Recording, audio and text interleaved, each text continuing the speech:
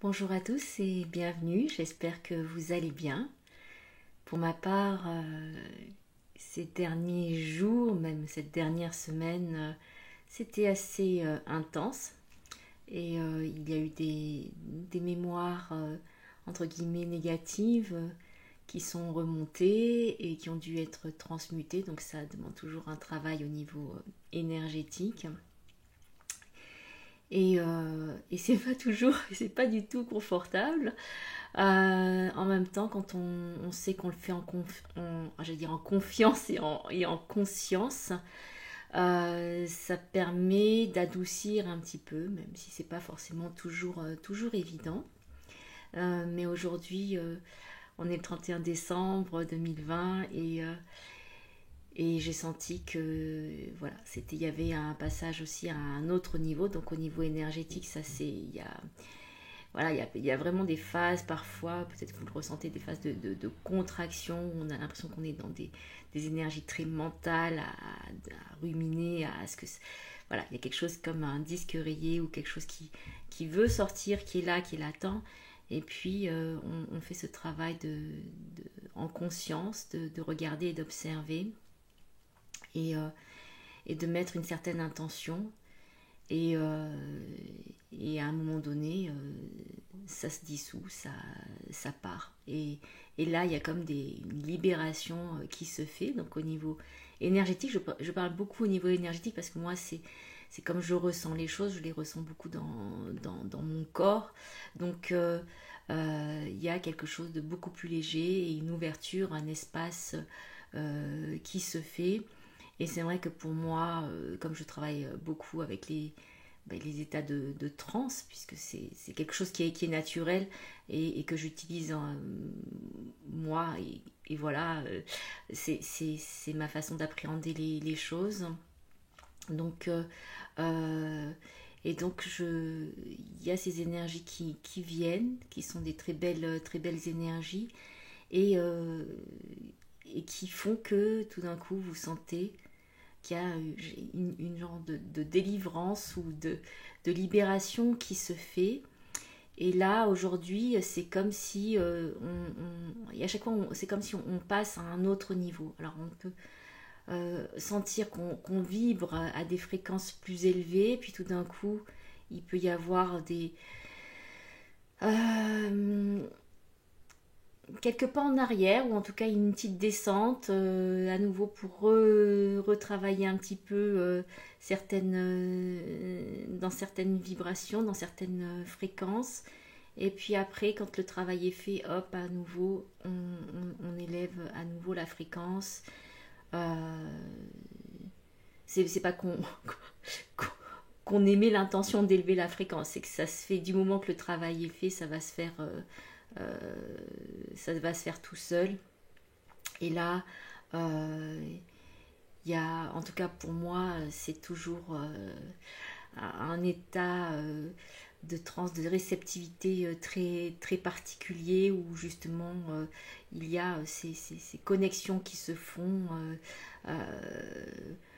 où vraiment on se sent canal et vraiment relié à tout. Donc on peut avoir cette sensation aussi euh, que on est là, on est bien là sur Terre et en même temps on est vraiment entre le ciel et la terre et on est relié et notre corps vibre de ça et il y a euh, une pureté qui se fait. Et puis bon, alors on essaie que ça reste le plus possible dans cet état-là, mais bien sûr, comme tout est mouvant, c'est d'accepter aussi que tout est changeant et que voilà, qu'après il y a des mouvements de va-et-vient et que parfois on descend un petit peu au niveau vibratoire, puis après on remonte. Mais après, vous voyez que au fur et à mesure, votre perception des choses et votre perception de vous-même, de votre état d'être, de votre être, change.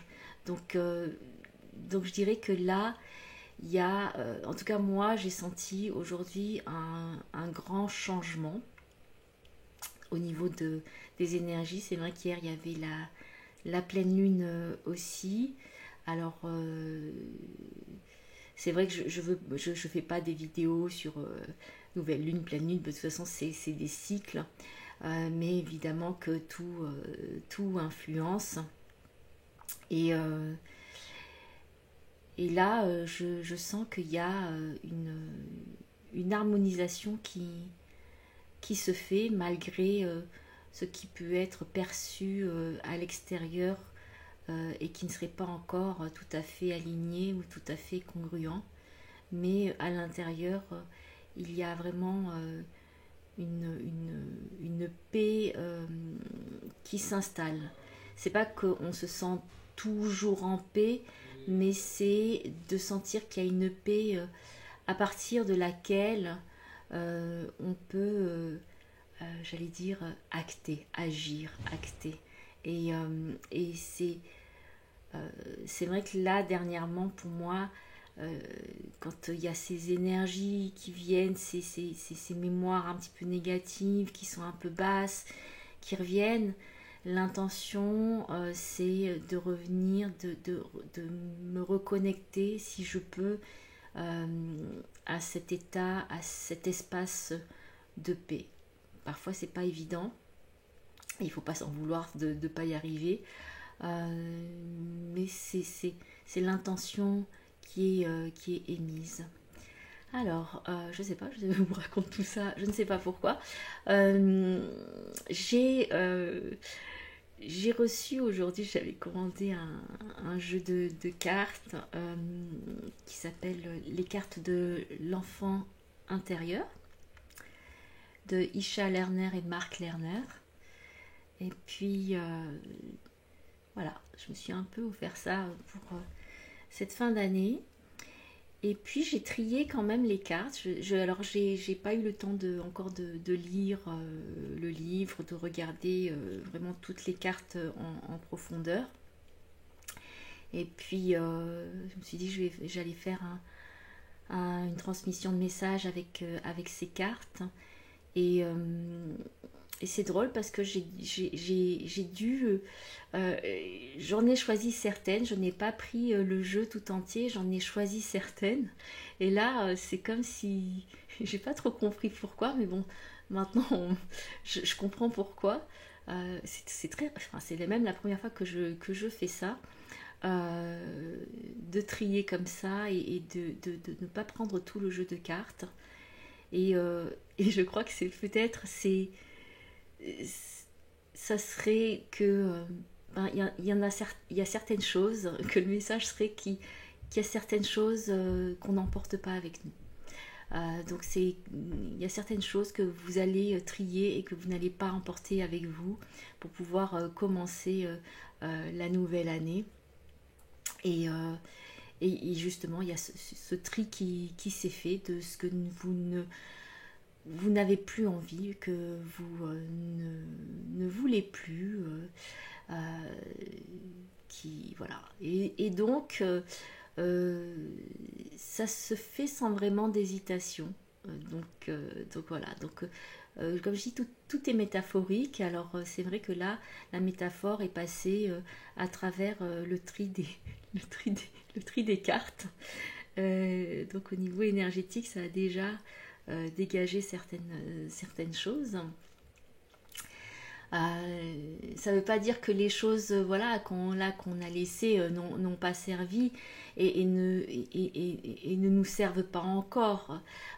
Simplement, on a laissé certaines parties, j'allais dire, caduques, dont on n'a plus besoin. Mais par contre, on emporte avec nous l'apprentissage, l'essence de ce que ça nous a apporté dans notre construction. Et on garde, et puis peut-être qu'on va rajouter d'autres choses qui nous permettent encore de cheminer et dont on n'a pas encore intégré toute l'essence. Donc voilà. Alors, je vais voir combien de cartes vont être données. Je crois que je vais en choisir Alors, ce sont des grandes cartes.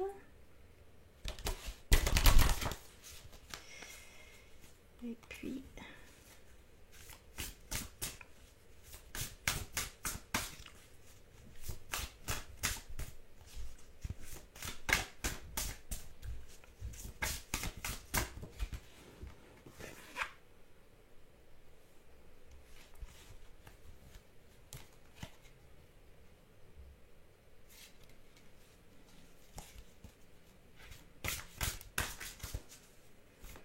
Alors, il y avait une carte qui est tombée et ça représentait, je sais pas, je ne l'ai pas prise, mais ça représentait un joueur de flûte sur un chemin avec des femmes qui dansaient derrière.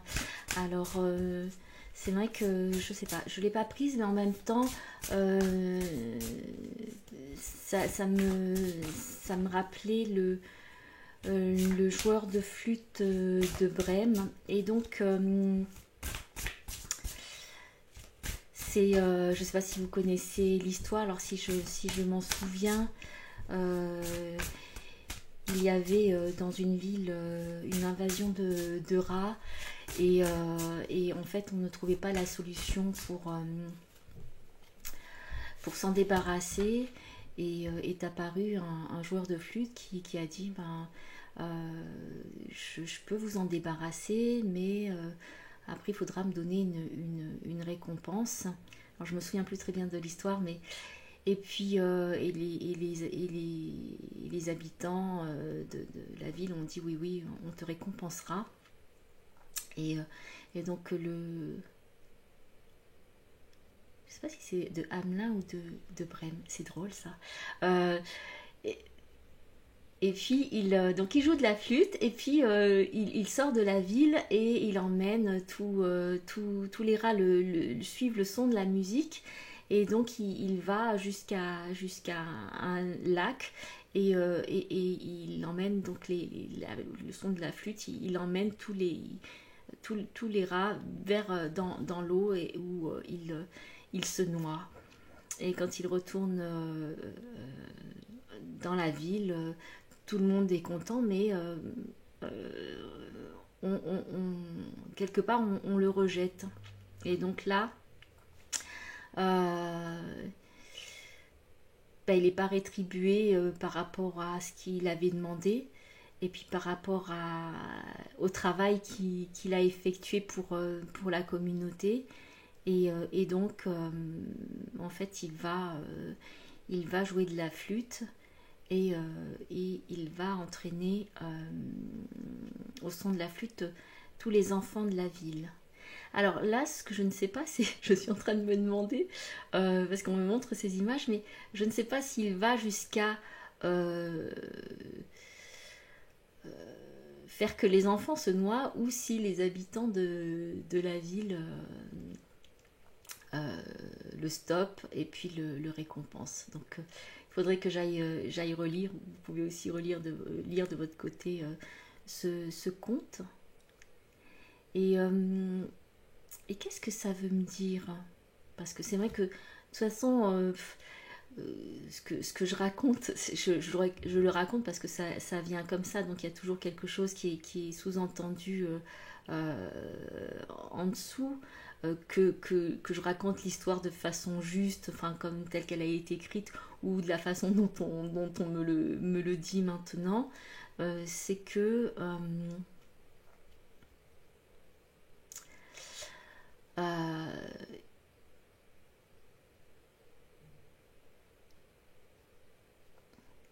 c'est drôle, on me dit faites-vous payer avant d'accomplir un travail. C'est très bizarre comme message. Donc, c'est-à-dire que en fait, il y a beaucoup de gens qui peuvent profiter et puis qui peuvent vous accueillir comme une bénédiction. Et puis au final, en fait, retombe quand même, malgré ce que vous avez pu apporter ou donner, retombe dans un certain égoïsme et il n'y a pas de partage et d'échange. Et là, c'est vrai que vous avez la possibilité d'œuvrer et de faire se repentir, entre guillemets, les personnes. Donc là, le joueur de flûte avec les enfants, puisque c'est finalement aussi le bien le plus cher des habitants, ce sont leurs enfants. Et donc il y a ce pouvoir de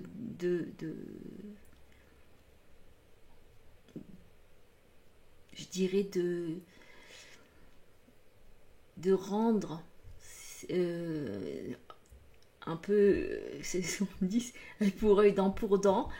Et pourtant, en fait, c'est comme si c'était pas cette façon d'agir qui est préconisée, mais plutôt là de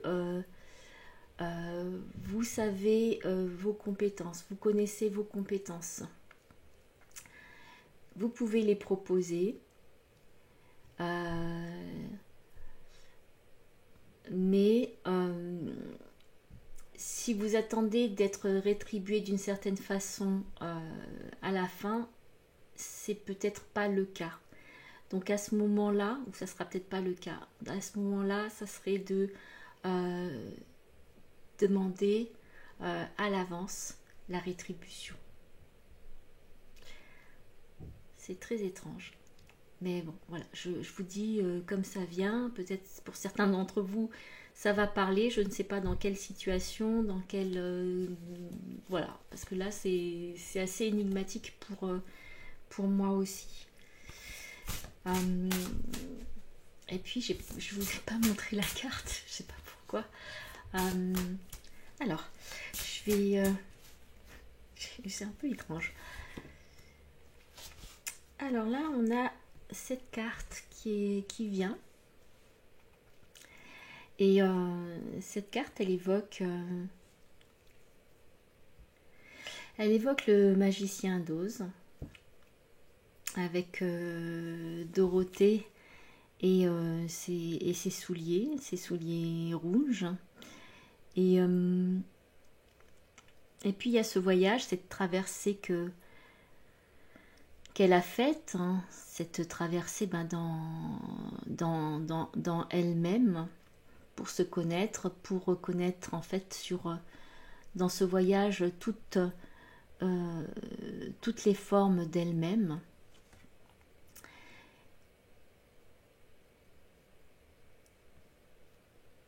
Et ce qu'il y a, c'est qu'on me ramène sur les souliers rouges. C'est que elle avait ses souliers lui ont été donnés dès le départ. Ils lui ont été offerts dès le départ. Et c'est grâce à ces souliers qu'elle peut rentrer chez elle. Et pendant tout ce temps, elle n'a pas su qu'elle pouvait les utiliser pour rentrer chez elle. Et en fait, ce qu'il y a, c'est que elle a toujours eu ce pouvoir de pouvoir rentrer chez elle, mais ce pouvoir lui a été caché parce qu'elle avait ce voyage à faire. Donc ce voyage avec le lion, avec l'épouvantail, avec je sais plus. Et en fait, c'est tout dans le voyage est représentation d'elle-même. De comment elle va arriver à résoudre toutes les problématiques qu'elle a. Et donc de renverser, on me dit renverser la vapeur, c'est-à-dire que elle va trouver un certain sens, devenir elle-même, comprendre qui elle est, les pouvoirs qu'elle a, aller au bout de ses peurs pour connaître son courage, pour trouver son courage. Et puis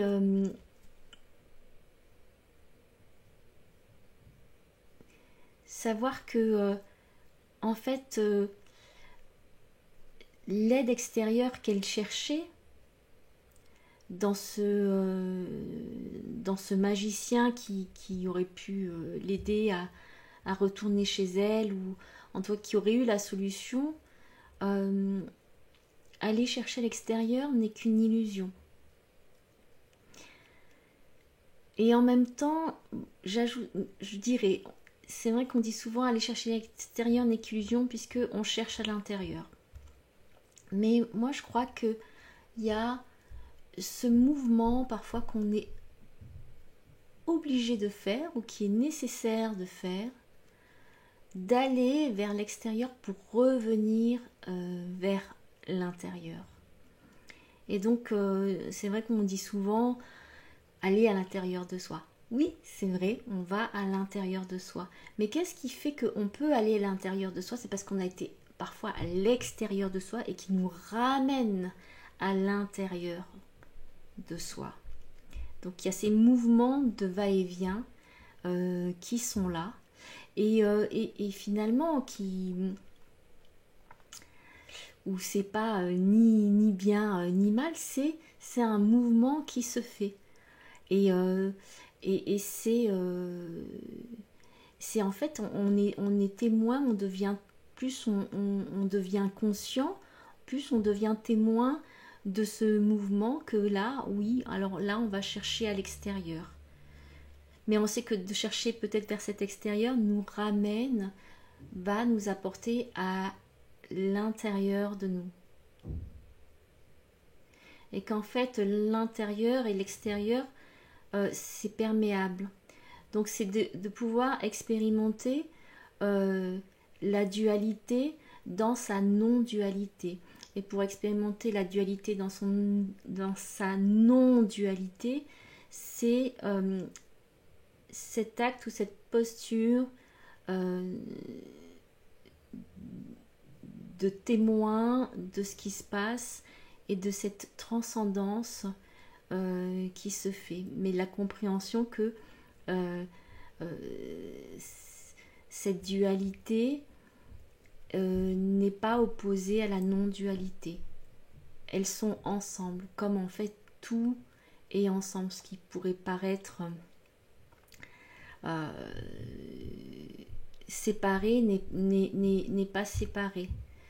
Si on a cette sensation, si on a cette idée, ce concept de séparation, c'est qu'il y a ce concept d'union. Parce que l'un ne va pas sans l'autre, sinon on ne pourrait pas en parler. Donc c'est vrai qu'au final, le silence est d'or. Et quand on est dans une pleine présence, une pleine expression de soi, ça se peut que ça soit sans nommer et sans parole. Donc là, qu'est-ce que ça veut me dire? Parce que là, je sais pas, je parle, mais c'est un moment où, dans ces prochains temps ou ces prochains jours, on me montre comme si il y a besoin d'être un petit peu pas dans une bulle, mais un petit peu en retrait, dans ce regard d'observateur de ce qui se passe, pour laisser aussi un calme un petit peu s'installer de façon plus pérenne. Donc c'est de profiter aussi d'un silence et peut-être d'être moins dans des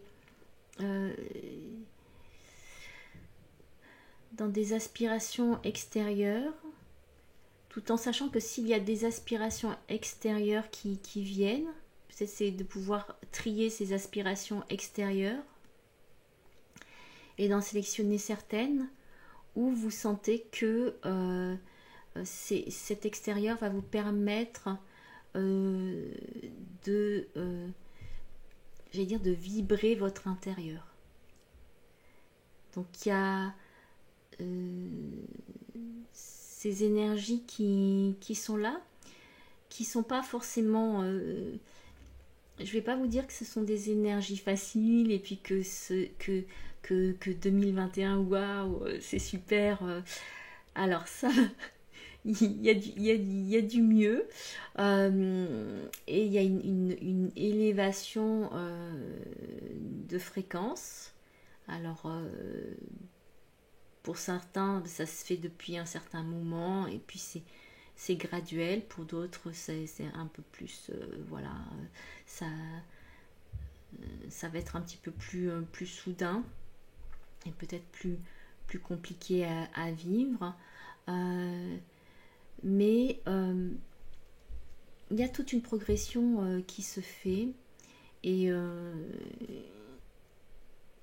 et je crois, tout à l'heure, je